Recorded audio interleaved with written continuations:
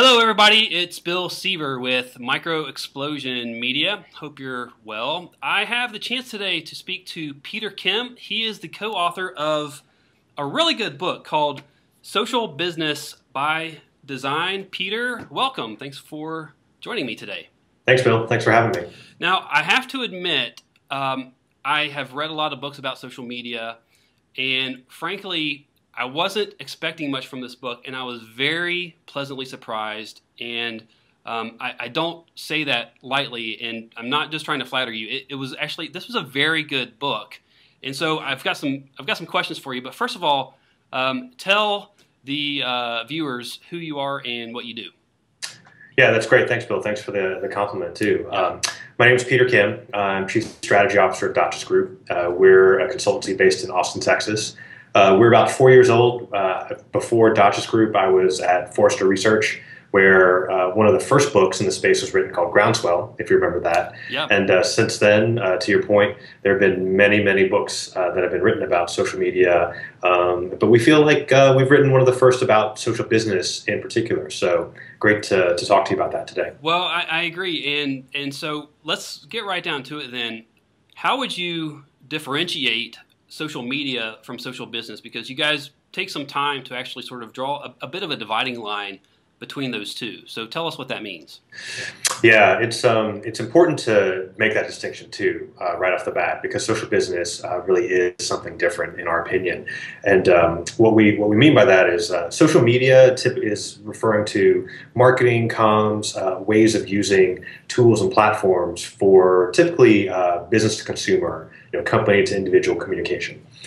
Fair enough. And then you've got a construct called Enterprise 2.0, which a lot of people in the IT world use, and they use that to refer typically to collaboration technologies and things behind the firewall.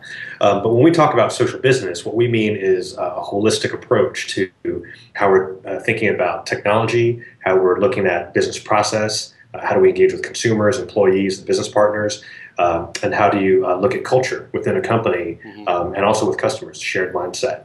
And so that term's important because we feel it signifies a more holistic way of thinking about opportunity and then executing programs. Well, and it's interesting because I think you guys really did a good job, because so much social media discussion is very outbound, sort of how do you reach those customers, and you guys really did. You get into that and you talk about reasons why and how to do that well, but you really give that sort of how does social media, how can you sort of use it behind or inside the firewall, inside the intranet? What does it mean inside a company? And you guys give some really interesting examples of that. So it sounds like that was an intention. That was something you guys wanted to do, to give that holistic approach. So can you tell me more about what you've seen work really well with social media, sort of internally, that internal social business, that half of the social business? Yeah, absolutely, Bill. I mean, when we think about social media and think about that just focusing, if you leave it and only focus externally, then all we're talking about is a new way to do the same old marketing campaigns, right, or same old communication campaigns.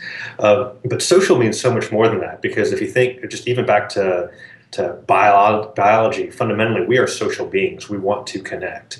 And from a corporate standpoint, if you want to measure it, if you want to drive business results, you've got to involve the entire corporation. So you've got to make this stuff work internally. So you've got the process and structure and culture and mindset in place to then engage externally, to move from that, one-way, just outbound only communication perspective to a two-way engagement. So.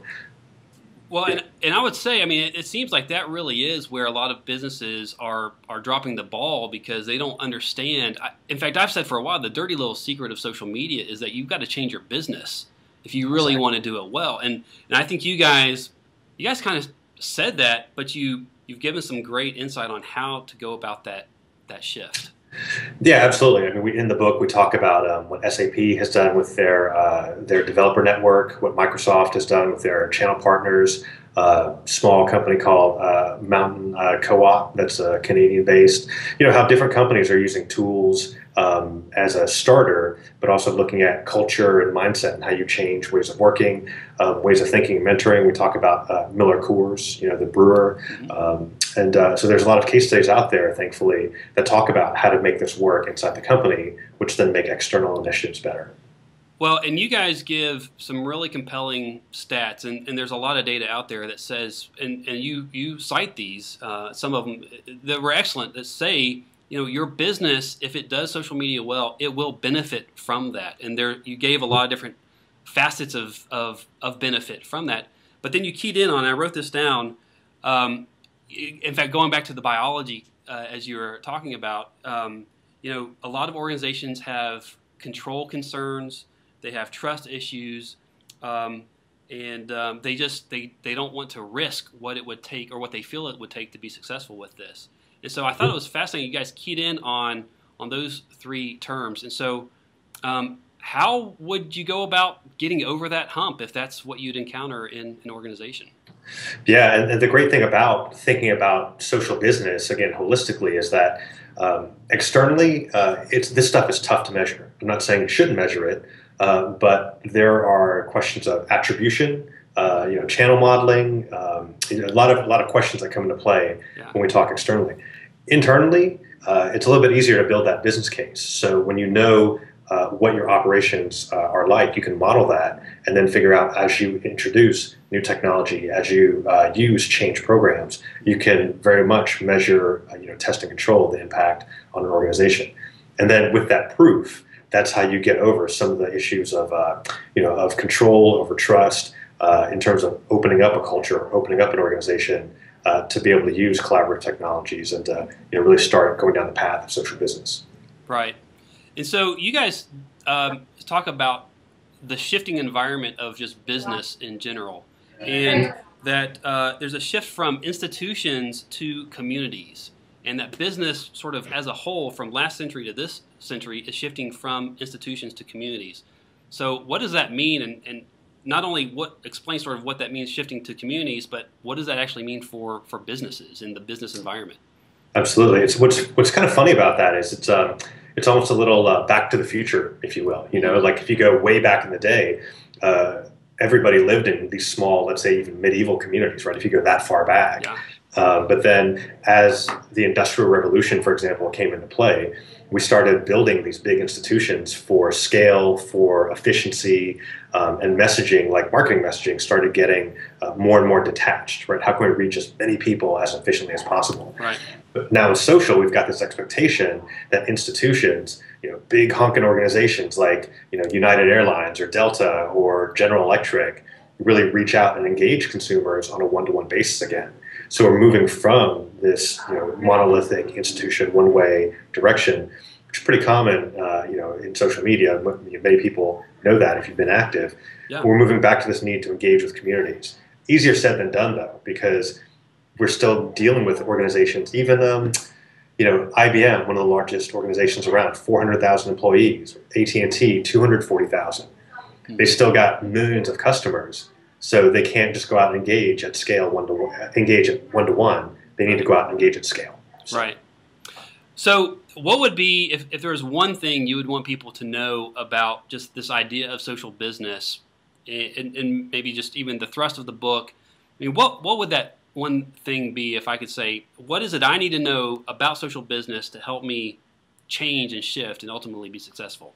Yeah, I think the one thing is that is the idea. It's partially grounded in that definition, and it's the key that it's holistic, right? You've got to think internal and external. It's not just you may be interested in Facebook or Twitter or Pinterest or Quora or whatever social media platform today, but you've got to have the internal as well. So social business is about that holistic point of view.